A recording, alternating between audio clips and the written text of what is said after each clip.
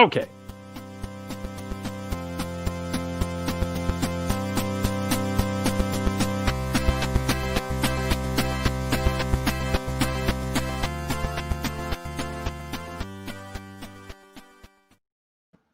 Hey everyone, it's Daniel Elwood and Robert Paul Johnson. We are the Last Nighters. You can find us on lastnighters.com and also on the Liberty Movement YouTube channel. We'll have a link to that on the show notes page, which can be found at lastnighters.com/159, as this is the 159th episode of this here show. We're talking about Stranger Than Fiction with our friend Rachel Kennerly of Cannabis Heals Me and also of Just Add Liberty.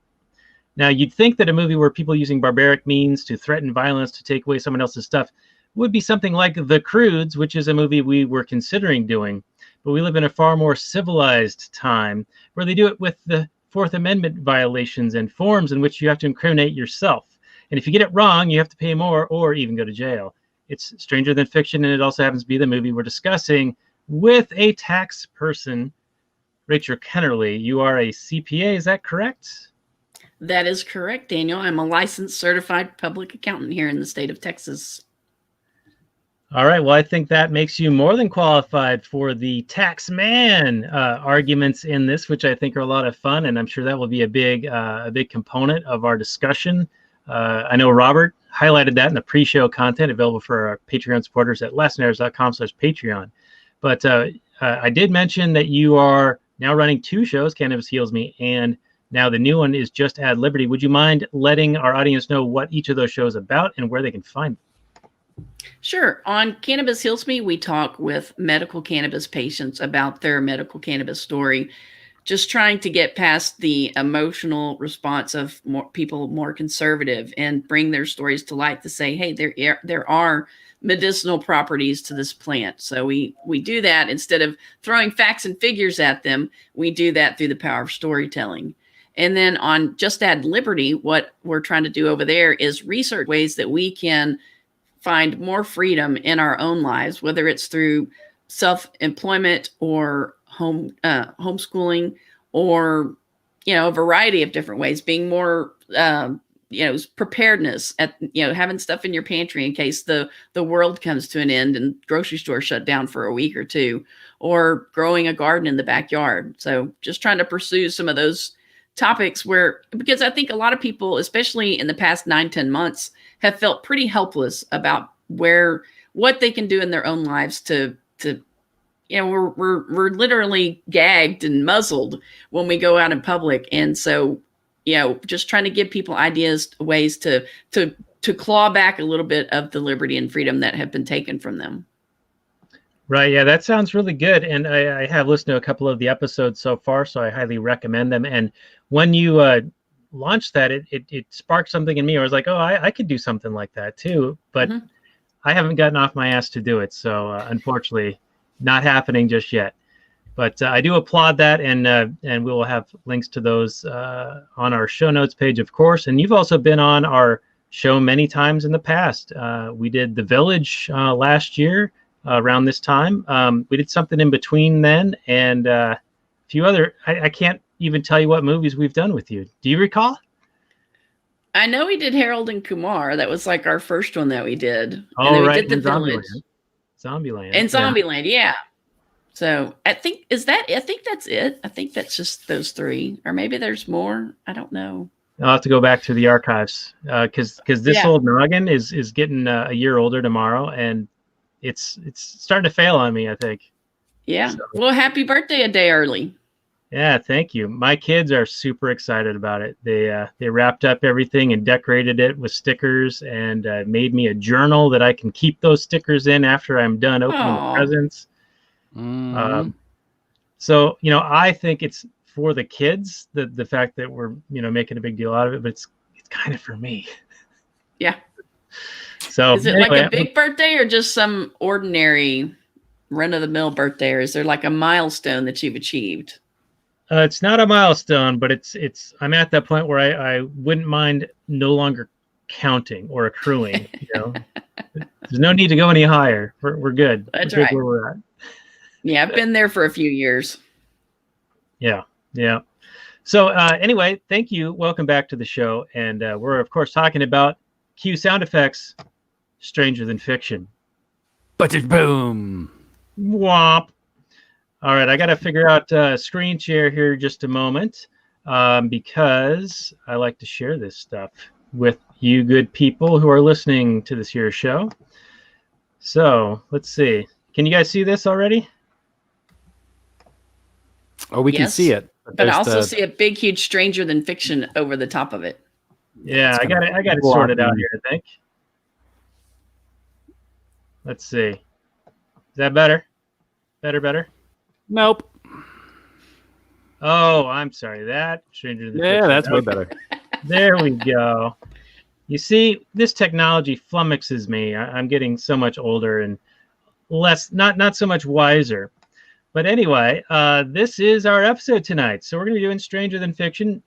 It is PG-13, came out in 2006, comedy/fantasy film, 1 hour and 53 minutes, of course, starring Will Ferrell, Maggie Gyllenhaal, is that how you say her name? Emma Thompson, Dustin Hoffman, among others, including Tony Hale, who is, of course, hilarious in Arrested Development.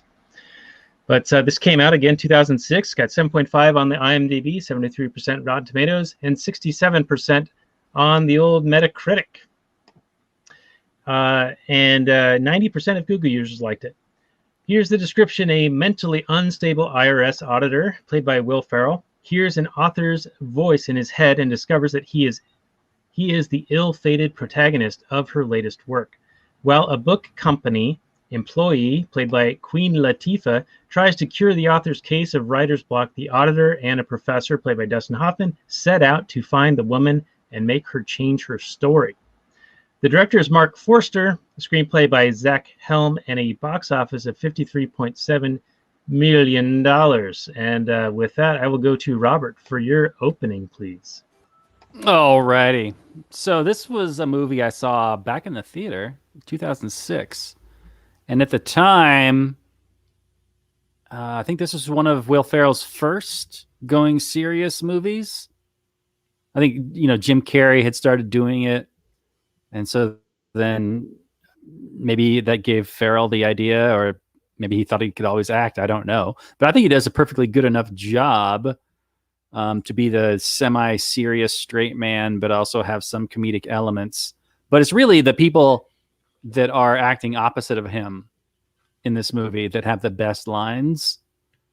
Off the top of my head, I don't remember any just the moment, but I remember just laughing at him being the setup man and then them having the payoffs, which was nice. He gets the due amount of respect in this movie as a IRS auditor. I think, I've always argued that almost every single, not every single, but almost every single government agent should face this level of disrespect or outright hatred. I don't know why it's just the contempt. Yeah, it's just the IRS that gets it, but really you're being stolen from by all of them. It's not just the IRS. The IRS is just the collection agency. It's all of them. So it's like getting mad at the messenger instead of, the source. But hey, I'll take what I can get.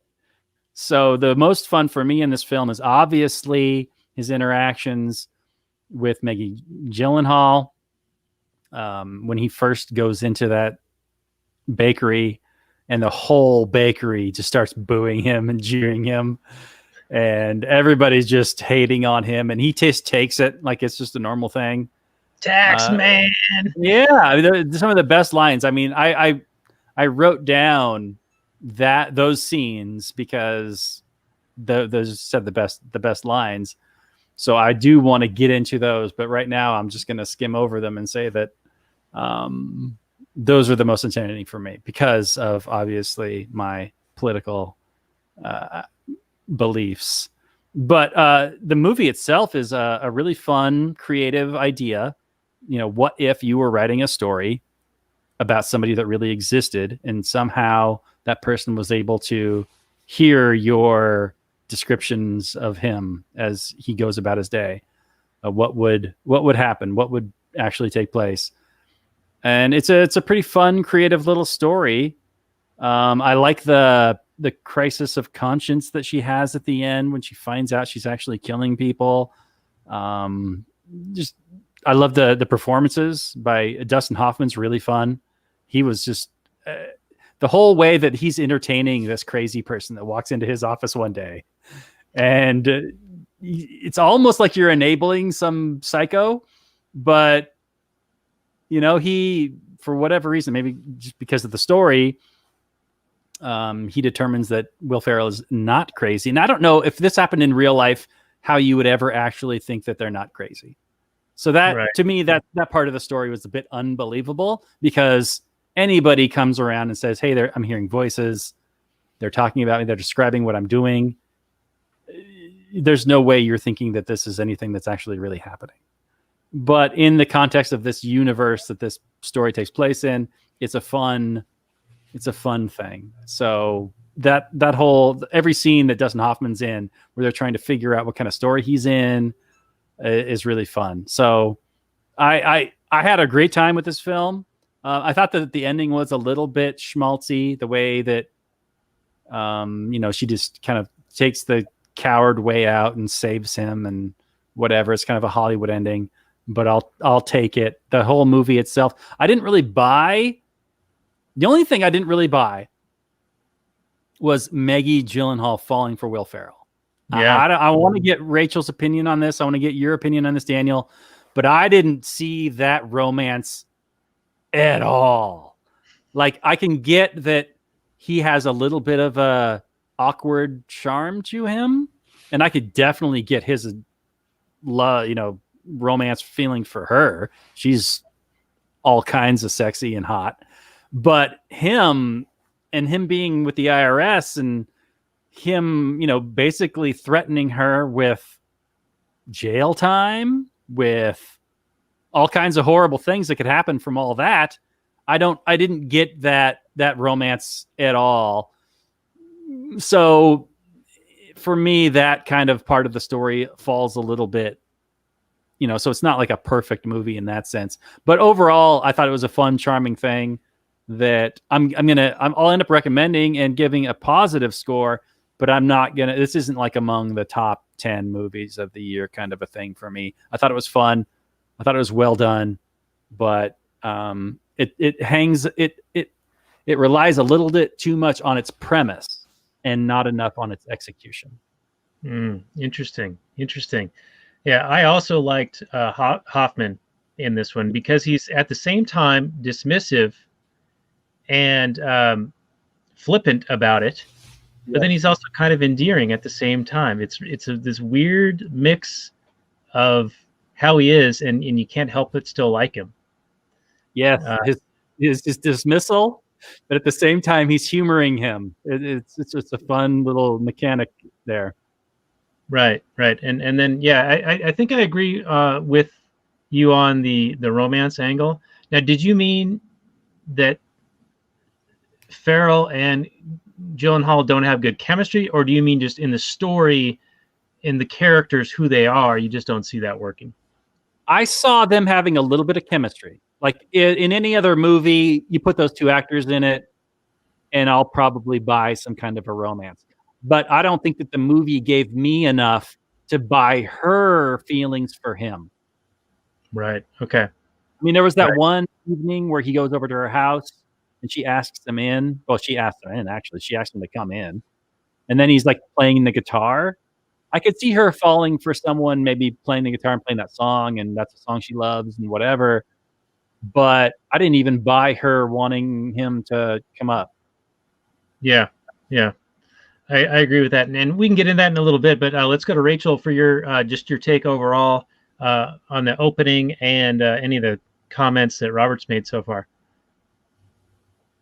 Well, I think it's a little unfair for the analysis to call him a mentally unstable man. I mean, we come to find out he really was hearing voices. So I don't know that I agree that he was mentally unstable. Well, unless you work under the thought process that anybody that works for the IRS has to be mentally unstable in order to do that. But I didn't think, I mean, the description was kind of meh for me, but as the film goes, this is probably one of my top, I don't know, 20, 30 films. It's one that we rewatch. We were glad to see that it came on Netflix so that we could watch it. My husband and I both enjoy it.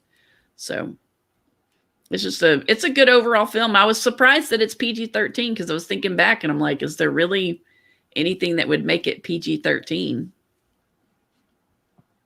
Oh yeah, maybe just when he gets hit by the bus. That's a little bit gruesome.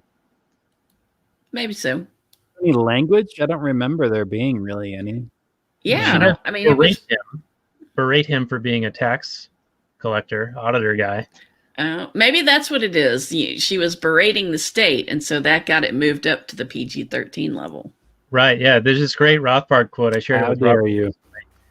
where we can test this hypothesis of whether the state is there to protect the citizens or the state itself if we just look at how they punish crimes against either one.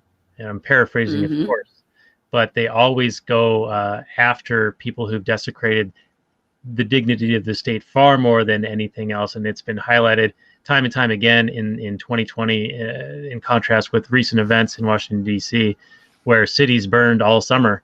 And it went very nearly, consequence free almost. And then something that, yeah, sure, was probably done in poor judgment, but is being played up as the equivalent of a new 9/11. It's a pretty bizarre clown world, upside down world we live in.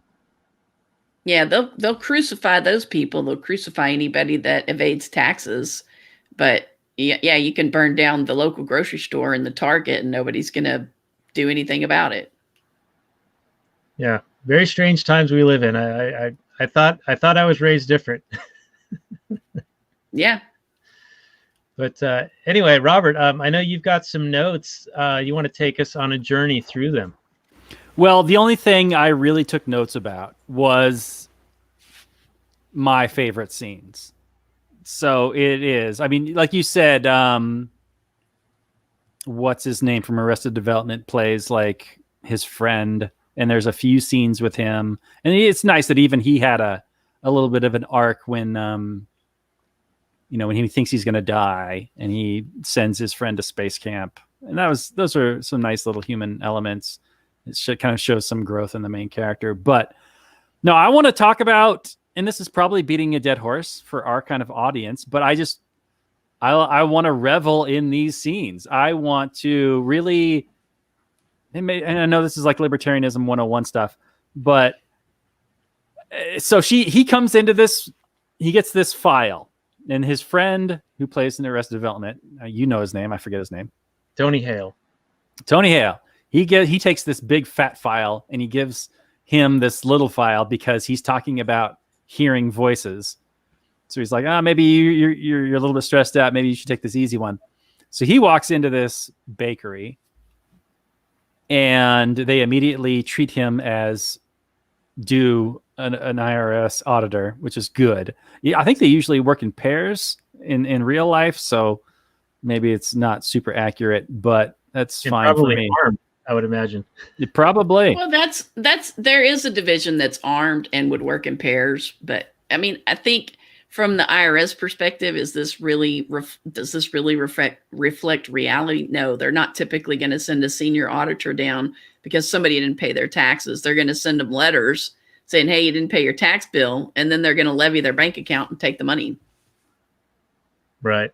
Mm-hmm. Yeah, I think not actually physically send somebody down there. I think they needed it as a plot device as well, to have him have access to the author's information, her records. Mm-hmm. Yep. Yeah. So anyway, the scene continues and he gets booed and jeered at. And he declares that she has only paid 78% of her taxes. And so he says that she was stealing from the government, as if the government has earned this money and is owed this money because of the wonderful services that you have duly purchased the government to do. And I love her responses for the most part. At first she says, I only stole from the government if I recognize your right to audit me, which is a beautiful statement. I think everybody should make. I think far too many people just assume that these people have a right to come in and demand money from you for anything. We don't allow private businesses to just come up and demand our money for a service we may or may not want, but for some reason we allow government to just come up. Now her reasoning for doing it, for only paying 78%, is, it is, I do applaud it for the most part. It's like a half credit. I would prefer that she, didn't pay any of it, because you're completely illegitimate. But her stance is that there's some things that she wants the government to do, other things she doesn't want the government to do. So she's a minarchist in that sense. That she's okay with, fixing potholes and putting up swing sets and things like that. But she says that she doesn't want it spent towards national defense, corporate bailouts, and campaign discretionary funds. And he says that is anarchy. Now, in that sense, I'm somewhat agree with him, because anarchy is deciding what you want to pay for, right? Now, it's not paying money to a government to go do a whole bunch of crap, but it is, in the sense, the market way of, hey, I'm going to hire you to do this very specific thing and only this one specific thing, and not to do all these other things with this money. So in that sense, he's kind of right. Now, I think they get the whole idea. Yeah, inadvertently right. I mean, he's saying it in one way, and it's not. I'm explaining it in a way that, they don't understand. But then he asks her if she's an anarchist, and then they get into this little thing about them assembling, and she says, wouldn't that defeat the purpose of anarchy if anarchists assembled into groups and had meetings? And that is completely wrong. Of course, anarchists can get together. They can have meetings. They can take notes. They can get into groups. They can hang out. They can talk about movies. We can talk about movies and still be principled anarchists. All it means is that we don't have rulers, movie writer. But I do appreciate that they tried to kind of a little bit. This is almost one of the more fair representations that I've seen in a movie, in a mainstream Hollywood movie. It kind of blew me away at how accurate it was, even though it wasn't super accurate. It was damn close. But so it was a lot of fun. Later on, he shows up at the bakery again, and she goes, "Oh, you're here early. You must have a lot of people to extort." Later on. So that I really appreciated. It's really kind of digging in that he's there threatening her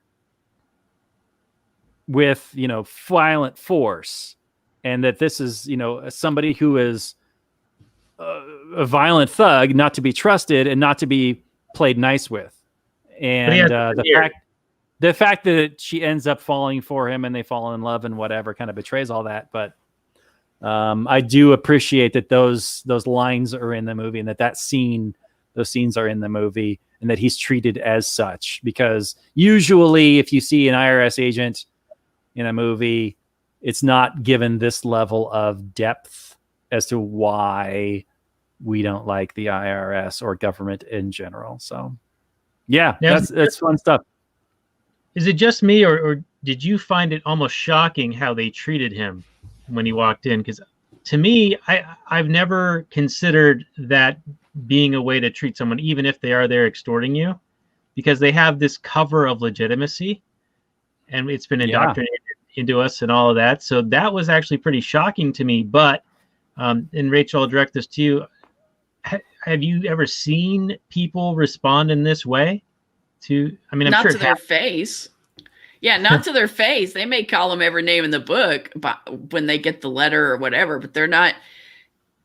I think that's, as a tax provider, as a tax professional, I would not recommend treating someone who's going to assess you additional fines and penalties in that manner. I mean, it's kind of like you get more flies with honey than vinegar. So that's, I mean, some people do. So I had a tax attorney friend, and he gave them no quarter, no respect whatsoever. But golly, I mean, they've got the power of the state behind them, and she's just a little baker. So I wouldn't do it. I don't talk to him like that, and call me a wuss if you want, but I feel like I get better outcomes by not being a jerk, even though you want to do that, but they hold your fate in their hands. Yeah. It's an asymmetrical amount of power being wielded on either side. Right. Right. And it is a little unbelievable that she would fall for this guy who has the potential to cost her a lot of money. I mean, there's nothing less sexy than an IRS agent. I mean, that would kill any sort of emotions. Yeah. Well, I guess we can get into this now. So Robert, what kind of questions did you have? And before you mentioned that, I just want to throw out there that I felt like his approaching her with just, I want you. It was almost, we'd almost done the Crudes with you, Rachel. That was like a caveman come on to her. And I can't imagine that would be successful. But it was a little bit like, it was in truth to his character, right? He was being true to character. Like, he was he's a nerd. He's a very direct, like, on the spectrum guy that has to deal with these beings called human beings. And he's just trying to kind of figure out how to do that. And I personally find that kind of directness refreshing, because usually there's a big song and dance, and you're playing this game and you're not sure what's going on, and you're doing a whole lot of guessing, and that can be fun too. But there's a certain amount of, I don't know, relief that you get when you know where you stand with somebody. And that, I can think, could be attractive. I don't know, from her perspective, we don't get a whole lot of information about her character, especially leading up to their interaction. So we don't know where she's at in her romantic life. We don't know if she just got out of a breakup or what if she's on the hunt, or, looking, or what, or just had her heart broken, or we don't know. All we know is that somehow, for some reason, this smoking hot, gorgeous woman who works in this bakery just happens to be single, and for some reason falls for Will Ferrell, the tax IRS man who is extorting money out of her. Right. So who's socially awkward. She obviously doesn't have very good judgment. Yeah. I'm not saying that Will Ferrell isn't I don't know, catch. I don't know. I don't know if he's handsome, or he's probably, in real life, he's probably very funny and whatever and charming. But in this movie, I don't buy the romance, because I don't get the appeal from her perspective. Right. And I do retract his caveman thing would be unsuccessful, because it does display an earnestness, which might be something that puts him over the top with her somehow. She probably has some sympathy, right? She has some sympathy towards him, because she realizes he's, this wasn't his idea, but it is his job, even though she shouldn't give him a pass because it's his job. And that she gave him that big giant box of stuff, flowers, her receipts to look through. Yeah. She felt bad about that. She's like, no, this is a fuck you. If you're going to have to do this, you're going to suffer while you do this, which I take every chance you can to make their life worse. They shouldn't feel good about what they do. So. Right. And in the open, I said it's a Fourth Amendment violation, and it certainly, in my estimation of reading the Fourth Amendment, it certainly seems like one. But I guess the other thing with the romance angle at that time, when he was doing the caveman thing, he also had brought her a box of flour, or a box of flowers, right? Different varieties. So I guess that's clever and cute. And because it was baking flowers and she's a baker, it meant that he was really thinking, about her and whatever. So it's another thing, like tick box in his favor with her, winning her favor.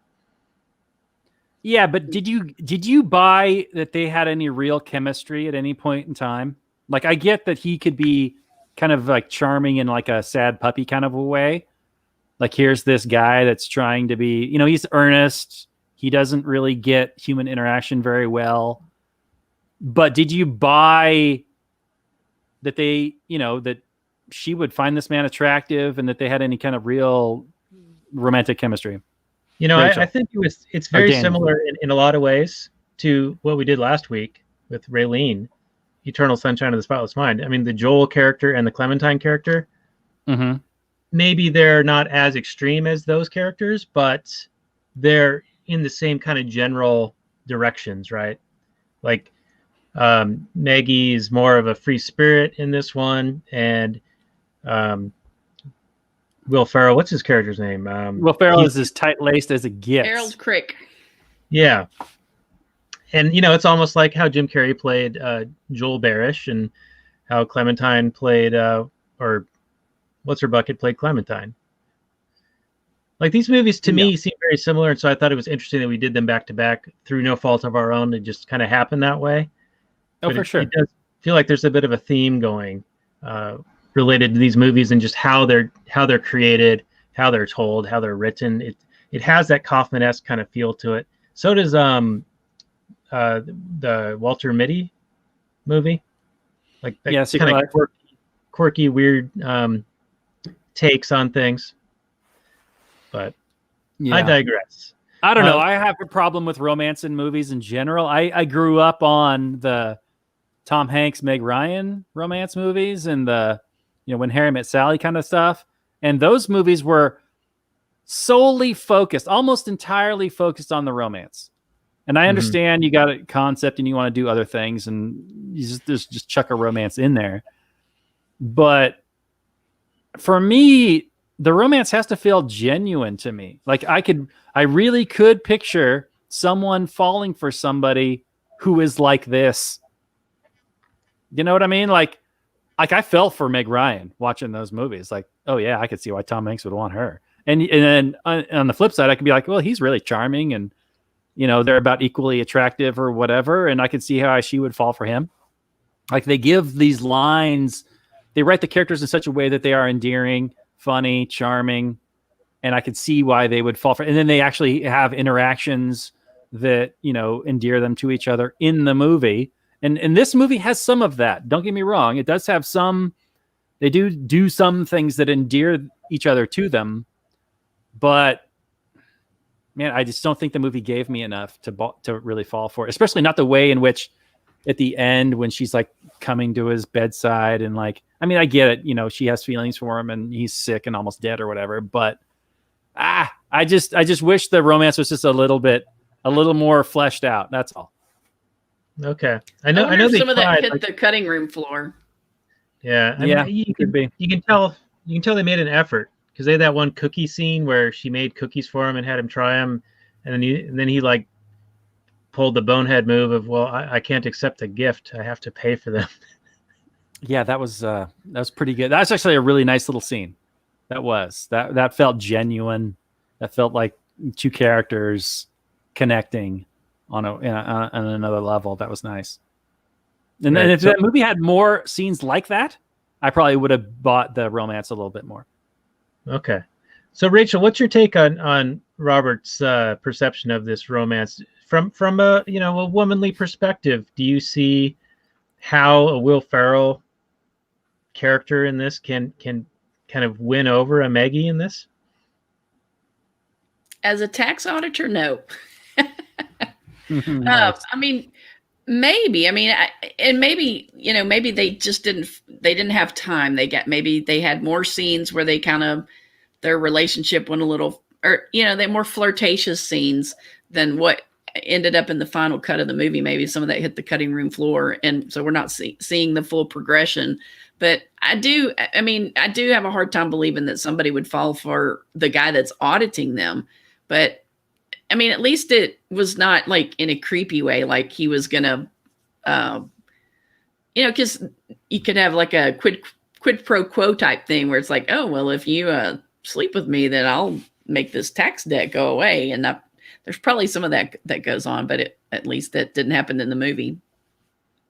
Well, there was the allusion to it potentially. I mean, not that was the purpose of it, but when he said, "Hey, I don't want you to end up in jail, so you all those scones you donate, you can write those off, and that'll probably square you on, like I squared my bet with Robert on the Seahawks losing in the first round of the Rams. Got lucky, lucky." But I'm sure a third party, like viewing that exchange of information could perceive that as quid pro quo. Yeah, it's possible. And it also, I'm sure, to a Robert point, would show the arbitrariness of the amount of money that they claim you owe. If he can just come up with something like that and say, well, you don't actually owe it because of, this reason over here that I just made up. Yeah, I would have liked to have seen the conclusion of that plot point, because they kind of just ignore it, right? It's just kind of over.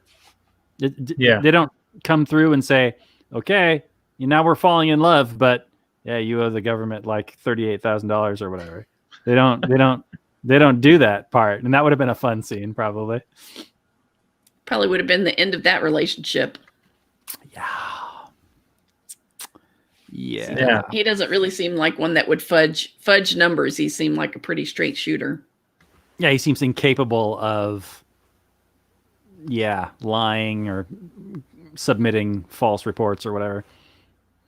So Rachel, do you have any other point you wanted to make related to the relationship, or because I have a question I kind of want to point to Robert regarding story and structure? No, I think that's it. I kind of agree with Robert that the relationship felt forced, but it's kind of like, well, we got to get through this movie and we got to show that his life doesn't suck anymore, and suddenly he's got a reason to live. Because if he was living like a COVID lifestyle before the COVID lifestyle was cool. He didn't go out with friends. He didn't, he lived a life devoid of much pleasure at all. And so they've got to have this relationship so that it makes, because if he was going to die when he was still Harold Crick at the first of the movie, he would have been like, all right, I don't really have much to live for, but now he's learned to play the guitar. He's got a beautiful girl. Now he's got something to live for, and he didn't before. Right. And Tony Hale's his buddy now. Mm-hmm. Yeah. And that's funny. When I was watching this, I too thought about the COVID quarantine kind of situation, because he was kind of living that lifestyle. Before it was cool, 14 years ago, 15 years ago, whenever this was made, before it became a thing. But Karen Eiffel kind of was too. The author. Oh, big time. She was. Yeah, she you were right. Like they did the one who had mental, like diagnosable issues. Yeah. I liked when they were at the hospital and Queen Latifah, she was talking about, he's just here to see the sick people, and Queen Latifah's like oddly spoken with disdain, because that's why she was there too.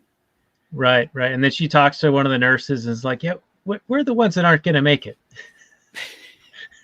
Like this almost sick kind of way of approaching it. But she's detached from it. She is almost as socially stunted as Harold Crick in a way. Mm-hmm. Slightly different way, but she doesn't know how to interact with other human beings. Right. No, it probably allows her to write him very accurately. Right. Now that ties into my story question.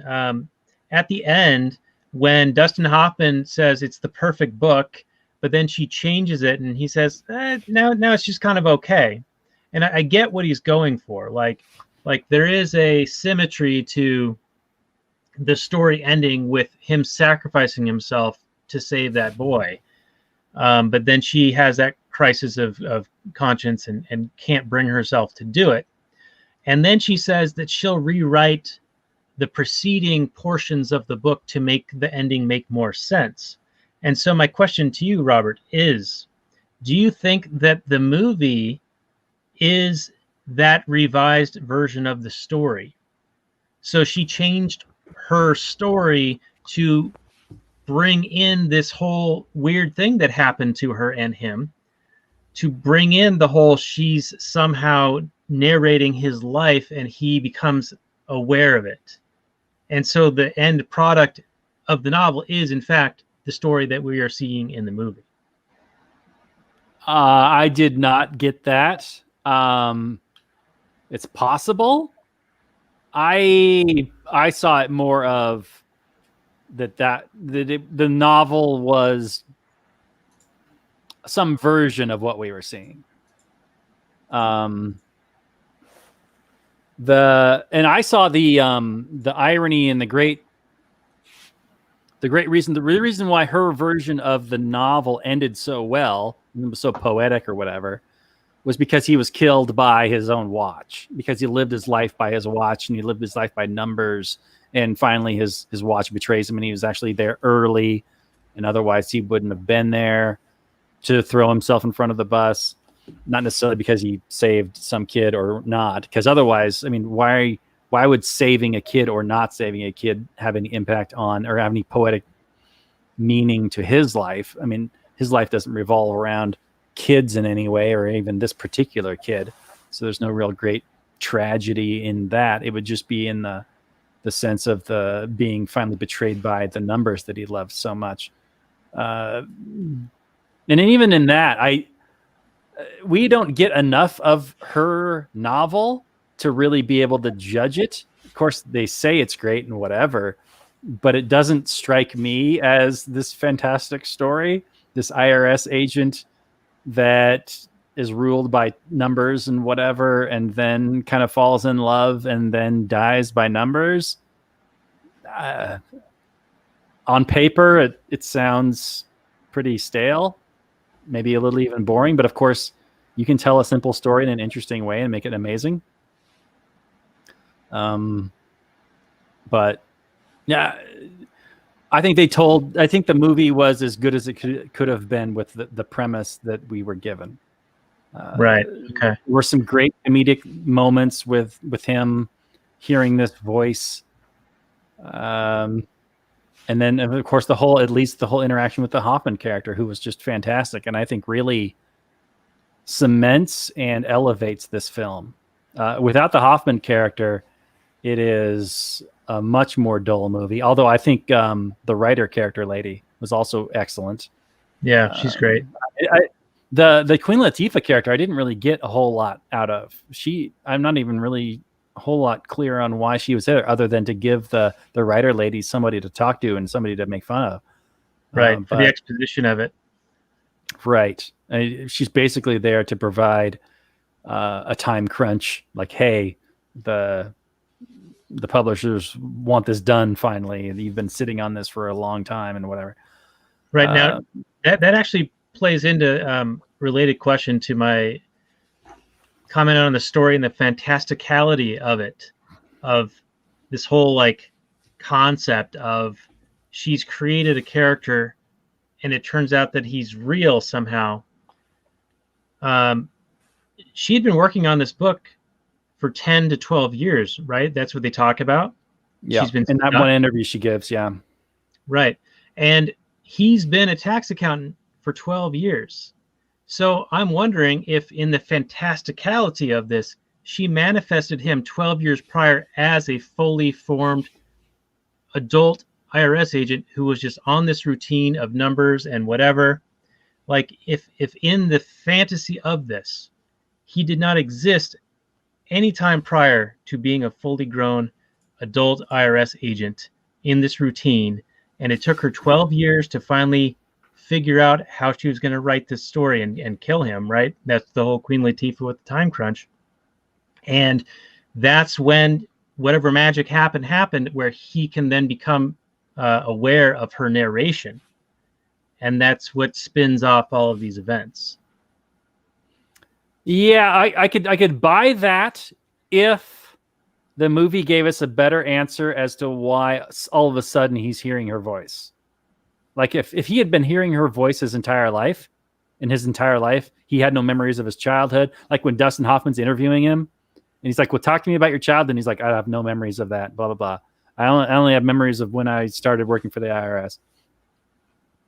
Then that would be kind of fun. And then he's always been hearing her his whole life, but it was just normal to him. And then something happened at the start of this movie that made him think, what? This isn't normal. You're not all hearing voices. And then maybe that kind of played in. Then I would think that'd make a lot of sense to me. Yeah, there's no catalyzing mechanism to kick this off, right? Like all of a sudden he can hear her when he's brushing his teeth. Just randomly. Why? Yeah. Because it's the start of the movie. I know the answer, but there's no real narrative reason why. Right. Okay. Yeah. So Rachel, what do you think? The story structure, do you think that it makes sense that he might have been manifested by her starting the novel and then she changed the novel itself to like support the new ending? My little fan fiction theory here. Honestly, I had not thought about it that deeply. I just watched the movie and enjoyed the movie. But I mean, it does because her narration drives him to do things that then she can later narrate. So, like he screamed at the sky. Well, he was screaming at the sky because she kept talking. Mm-hmm. So, but she didn't seem to be aware of him doing that. Right. Yeah.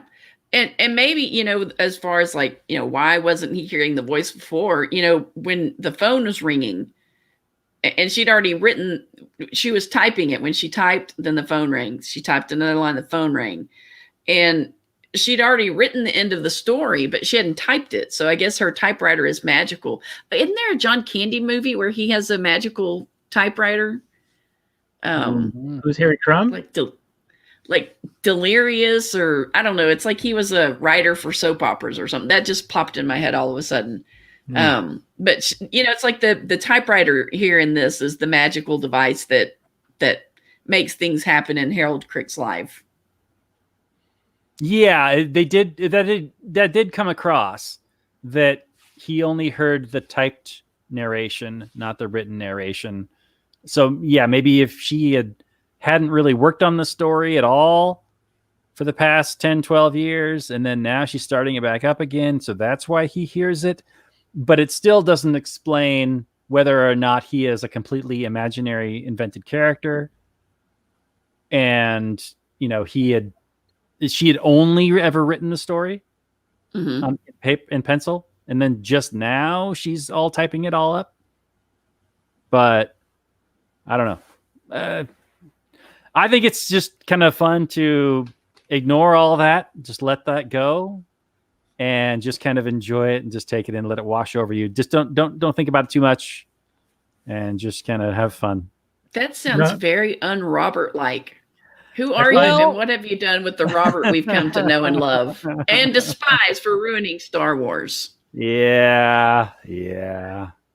But it deserved it. I don't do it to things that only do it to those that deserve it. No, for this, I think it's such a fun premise, and it's such a ridiculous premise that you can't take it too seriously. There is some magic involved. You're not exactly sure where or how or why or what. And so you just it's not really explained. So you just kind of go along for the ride. If it had tried too hard to explain it, you'd go, oh, come on, bullshit. That doesn't make sense. That doesn't fit with this or that plot point, or why this character says that or does that. So you're more forgiving, or at least I'm more forgiving for it. It's like when there's hard magic systems versus soft magic systems. I don't know if anybody's familiar with this, but in the Lord of the Rings, it's a soft magic system because it's this mysterious thing that Gandalf can just kind of do here and there, and you're not sure how he does it or how he's able to do it or what he can do or what he can't do. But it's just this kind of amazing thing that only some people can do. Whereas if it's a hard magic system, there are legitimate established rules that only X, Y, and Z can happen, and only under these situations and done by these people in this certain specific way. But that really limits you as to what magic can be, but it makes more sense to the viewer. Whereas in a soft magic system, and like in Lord of the Rings, you're just kind of like, oh, okay, magic. Yeah, let that wash over you. Yeah, and just let it wash over you. You don't really question it too much. Like nobody's really breaking down like Gandalf and like saying, that's fucking bullshit, Gandalf. You can't do that. But you just kind of watch it and you're just kind of like, oh, the wonder of magic and blah, blah, blah, blah, blah. So I think in this movie, you just kind of let it wash over you and you're just kind of along for the fun ride. Unlike when Wonder Woman can fly. Yeah, that's fucking bullshit. Or that an island, fucking lightning bolt. Get out of here. Or that an island full of women would all get along. Exactly. That's the most unrealistic thing in the whole movie. Yeah, or that they think they can get an Oscar. Oh, shit. Yeah, did you hear that, Rachel? I did not hear that. There's a big push for Wonder Woman 84 to get an Oscar for Best Picture. Oh, no, that's terrible. Oh, yeah. That's 2.5 hours of my life I'll never get back. You know, unlike Stranger Than Fiction, I will watch this over and over again. I will never again watch Wonder Woman 84. Now, would Wonder Woman 84 qualify for this upcoming Oscars, or would it qualify for the following year's Oscars? Because, if it's like the only movie running, by default, it is Best Picture. You got no other movies. Yeah, because wasn't there when Netflix won something, like there was a big anti-Netflix push in Hollywood to be like, no, these movies don't count. They're not real movies. Only movies that make it to an actual theater and are released by these people and blah, blah, blah, blah, blah. So I think probably with the big push to go to streaming services, that'll go away. But yeah, I remember that. That was dumb, but classic protectionist move. Well, they're being inconsistent again. What a shock. It's okay when we do it, but not when these other people do it. How consistent of them to be inconsistent. Yes, consistently inconsistent. We expect nothing else from them. All right. So speaking of consistently inconsistent, I thought since we're talking about an IRS auditor and as the subject of our movie here, I thought I would share a little good news. Y'all have probably seen the news that the IRS is planning on upping their audits of small businesses. What they're going to up them up remain? Yes. Right, exactly. Yeah, the ones that are left. No, they'll still audit ones that are out of business and still try to collect money from them. So that they're equal opportunity auditors, but they're supposed to up them by like 50%. But I know that sounds like a huge number, but they really don't audit that many. The audit risk is pretty low and has been for quite.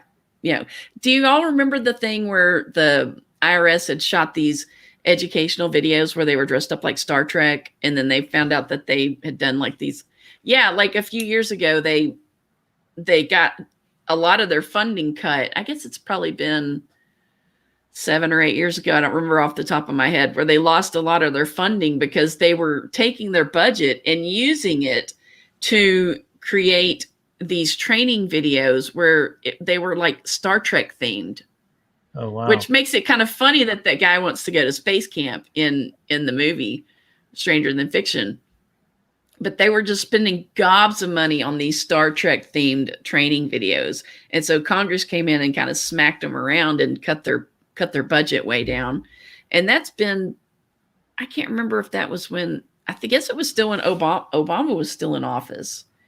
And wow, so audits have been way down because the IRS's budget was cut, and now they're bumping it up. But like in 2018, they only audited 140 partnership returns out of all 4 million that were filed. So even if they up the audits by 50%, that's only 210 partnership returns out of 4 million. So it's still going to be a pretty small amount. So I know people think, oh, they're upping it by 50% and think that's a huge amount that they're going to go up. But the audit risk is still pretty dang low right now. That's an example. And they only hired lie with statistics. Yeah, exactly. And they only hired like 50 more specialized auditors to work on these audits. So we're not talking about a huge caseload increase. I can't imagine. Right. The only thing I remember recently related to the IRS under Obama was that they were used to unfairly target conservative groups to audit them as like political punishment or something ridiculous. Yeah, I looked it up real quick, and it was they spent $60,000 on Star Trek themed on one Star Trek themed training video, and this was like in 2010 that this happened, and then Congress came in and smacked them with a budget cut. See, I bet they could deduct everything for that, the lights and the cameras and all the stuff, right? Well, they don't have to pay tax because they're the government. Right. And even, yeah, that's the other thing. Like, this is an argument that I hear often is any government employee doesn't actually effectively pay any tax because their salary is all from tax proceeds. So the fact that they have to give some of it back doesn't mean they've paid any tax. They just got less than they otherwise would. And then one final thing related to the tax question. I remember in a Rothbard lecture, he talked about how Reagan's really great with his rhetoric, and he's, pro freedom and rah, and speaks ill of taxation and how it actually harms people and harms business. But then he increased their budget. So one side of his mouth is like, oh, taxation is detrimental or too much is harmful, whatever.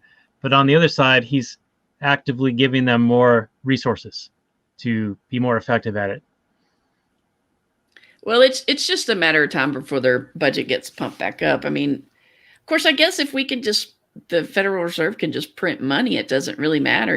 One of the points that Jeff Dice made in the Monopoly on Violence is that if they can just print money for some of it, if they can fund the government with debt, some of it with debt, then why can't they fund 100% of it with debt? Why are they even fleecing us?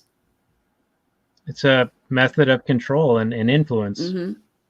Well, isn't also, though, the ability for the government to borrow based on the goodwill of the people to eventually repay it, right?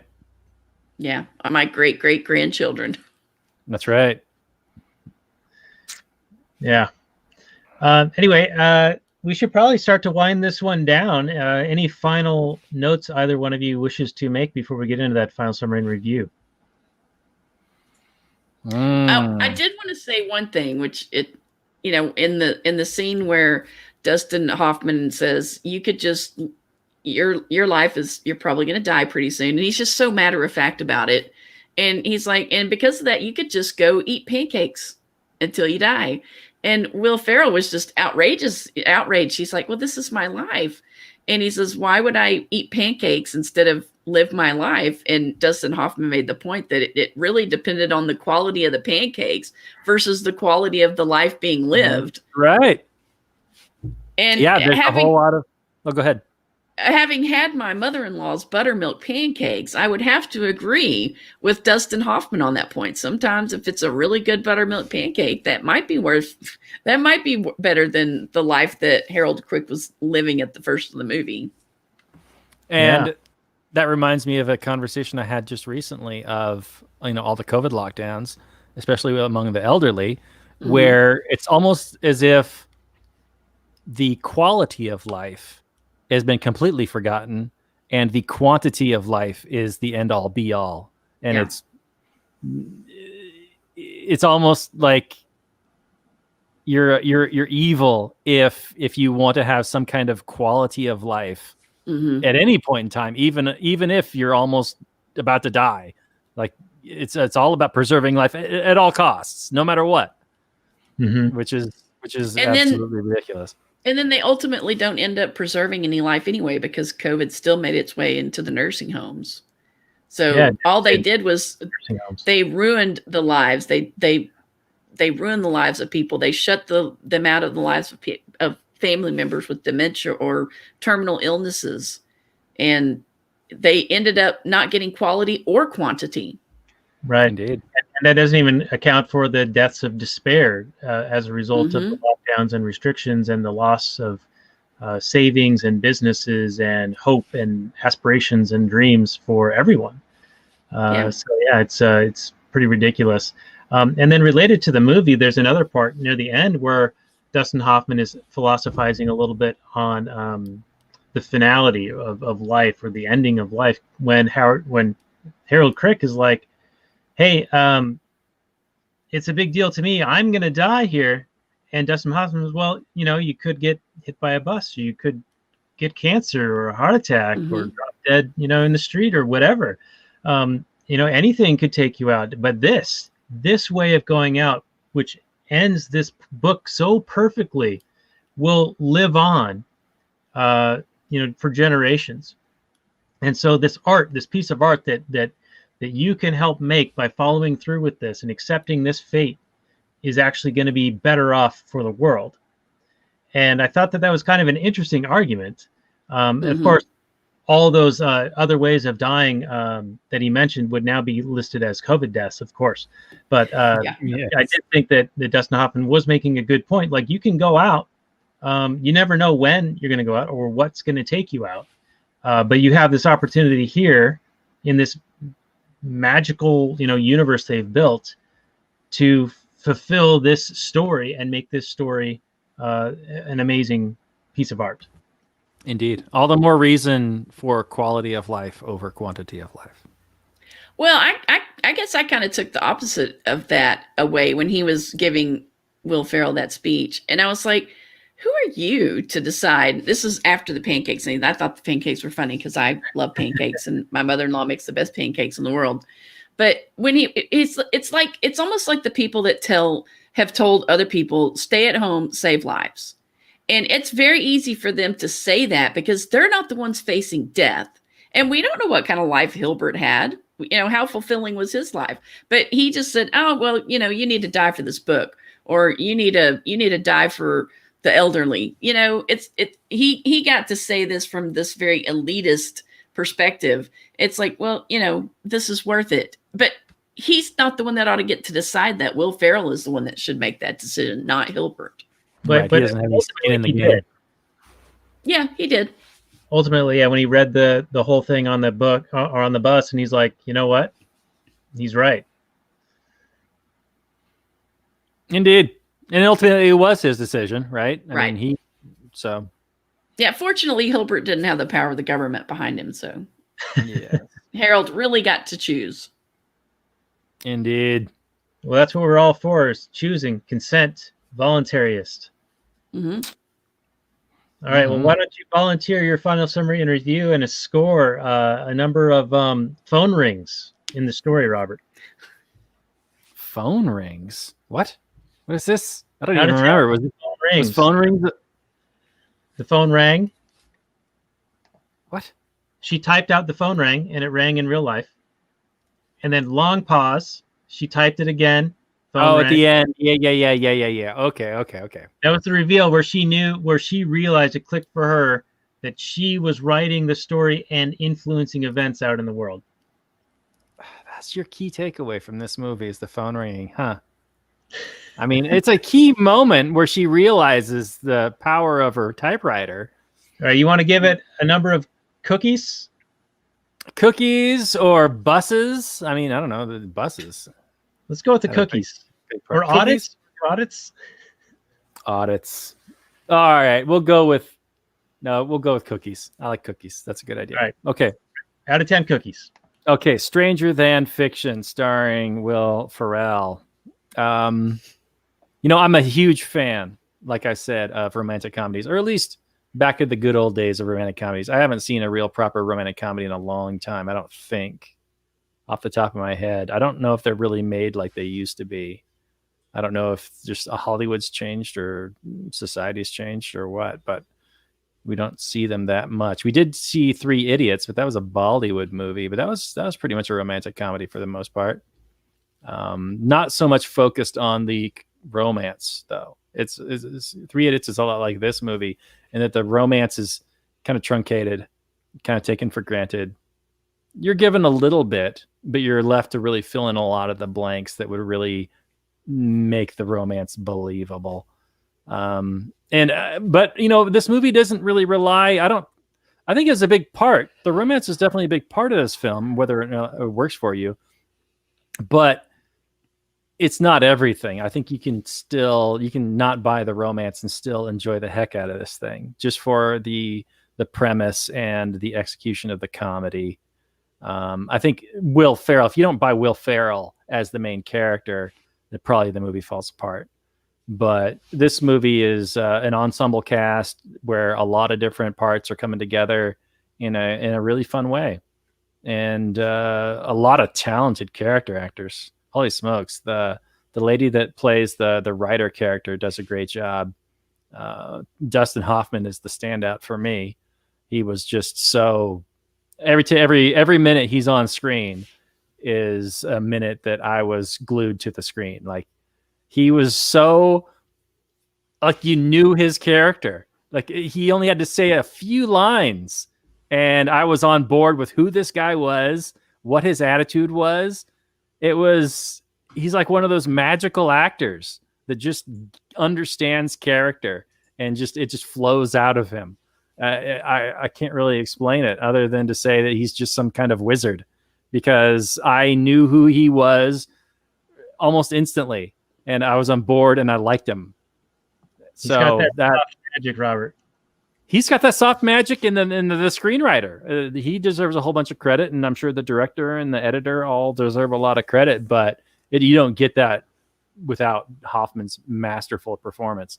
So kudos to him. I'm sure, man, I should see him in more stuff. Maybe is he retired? I don't know, but man, he's a good guy.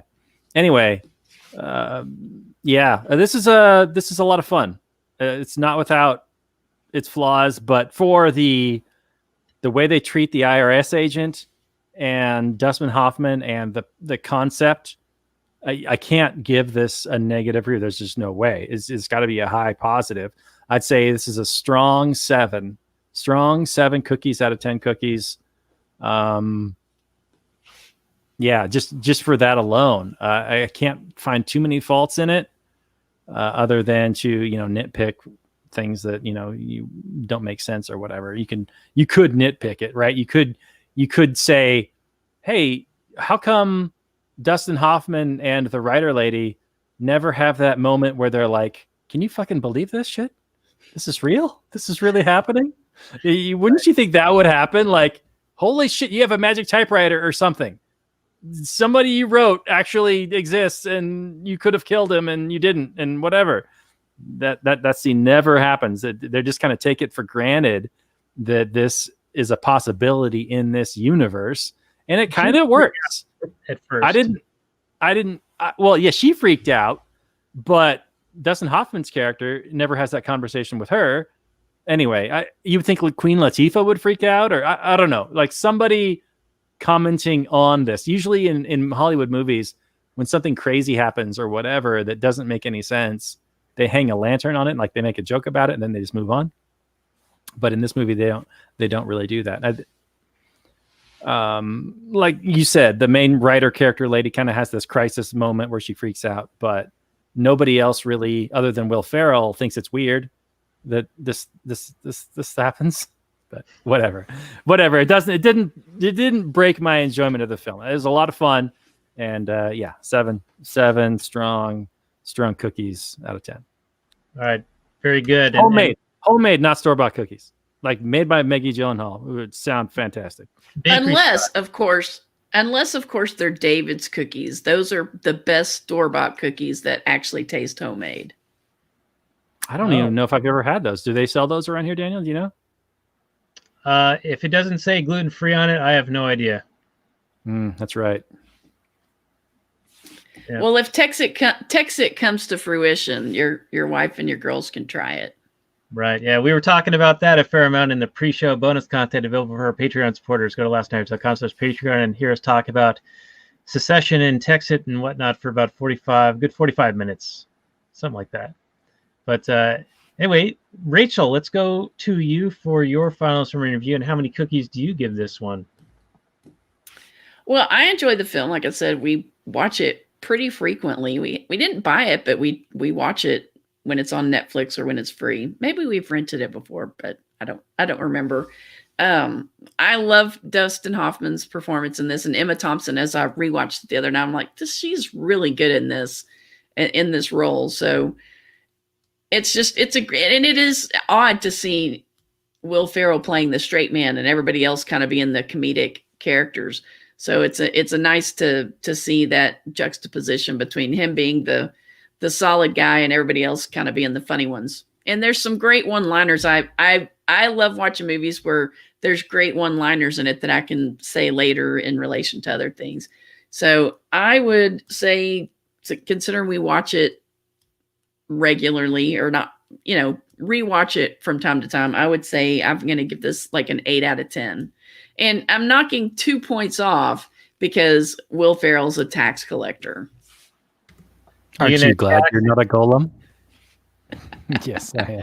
Glad I always thought that I would want to go to work for the IRS, not because, and this was back in my more statist days, but even then I still thought the IRS was the enemy, but it was mostly, so that you could be behind enemy lines and then be able to go out and advise clients, okay, these are less prone to audit risk or whatever, just to kind of get a peek behind the curtain and know how to advise clients better going forward. But ultimately I decided I couldn't square that with my conscience to work for the IRS. Yeah.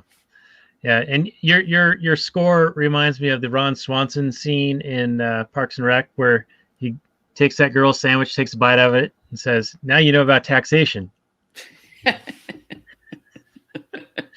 You taxed him. Oh, you know what? I should have given it a 7.8. That would have been very smart on my point, because she paid 78% of her taxes. I should have given it 7.8 out of 10. There you go. Doing the thing I would do. I'm withholding my 22% in protest of funding wars. Although I'd have to withhold a whole lot more to accurately reflect the budget as it is. Right, and that's just the budget we know about. Yeah, exactly. Yeah. All right. Well, thanks for the idea on the score. I will give it a 7.8. I think that this is a very fun movie. It is very reminiscent of the one we did last week, and maybe not as well executed, or maybe the premise doesn't have quite the structure where you're kind of brought into at the end of the story in Eternal Sunshine of the Spotless Mind. You're kind of brought in at the beginning, at the end of the story, and then it kind of meanders its way through to the resolution, and I like that kind of a structure. This one's a little bit more straightforward, but it still breaks a lot of those narrative kind of modes, and it breaks a lot of barriers as far as like who's able to be aware of what. I think that all of the actors are pretty good. Queen Latifah, I don't know how great she was or how great she is as an actress, but Dustin Hoffman was amazing. Emma Thompson was amazing. Will Ferrell and Maggie Gyllenhaal were pretty good. I would put them a tier below those other two as far as performances goes. But I did enjoy this movie quite a bit. I did enjoy even just the discussions of anarchy and the arguments against paying full boat for taxes for services that you don't want to support. I think that is it's like a half credit response, because you're still sort of like giving them the moral ground on which to tax you at all. But overall, good movie. 7.8 cookies from me. So thank you for the great discussion, Rachel. And highly recommend people check out the previous appearances you've been on with us. And maybe in the future, we will end up doing The Croods. I know that was a movie we were considering doing this time. And I also suggest people check out your shows, Cannabis Heals Me and Just Add Liberty. Now, Roberts, next week, I'm going to throw a curveball at you. We're still going to talk to our man from down under, Shaheen. He is our Batman guy. We were going to do Lego Batman. However, yes, it's on the schedule as Lego Batman. On the schedule is Lego Batman. Unless you look right now, you'll see I have put an or. And that or is for Mad Max. Or Mad Max, the original 1979 classic, Mel Gibson. That's right. That's right. Due to recent events, just the nature of the world right now, and the fact that he's in Australia and that he's based in Australia. And I saw a meme recently that said that, Mad Max was set in 2021. I don't know if that's true or not, but it makes me want to do that one. So if you're game, he's game. Are we game? Mad Max in it? I would have to look and see if I have some sort of access to it. I know it's on Netflix, but I don't have access to Netflix right now. But yeah, no, I mean, I'm generally in favor of Mad Max. I mean, my favorite is Fury Road. That's an amazing film. Have we already talked about Fury Road? Maybe we already have. I don't know. Ancient history ago, we did. Yeah. Oh, okay. Well, I will go along to get along. I won't be too obstinate here, so that'll be fine. Whatever you decide, sir. Okay, Mad Max. It will be, and I will make it available for you with the money that I saved. Oh, the Seahawks lost. Oh my goodness, I'm so conflicted now. Well, at least it's going to a good cause. That's right. It's going to the Get Mad Max for Robert to be able to watch it on the shared services fund. My poor chickens. Poor chickens. I don't know if are you rooting for the Rams now? I don't know. I think they're going to get killed by Green Bay, honestly, but we'll see. Yeah, I don't know. I want to see Tom Brady go out. Of course. What? What? You're rooting for Brady? You're rooting for the Antichrist? What are you doing? He's the GOAT. No, get out of here. I want to see him out of the system because everyone said that Belichick was a crutch for him, and he was always I said that around him. I want to see him doing without that, and right off into the sunset.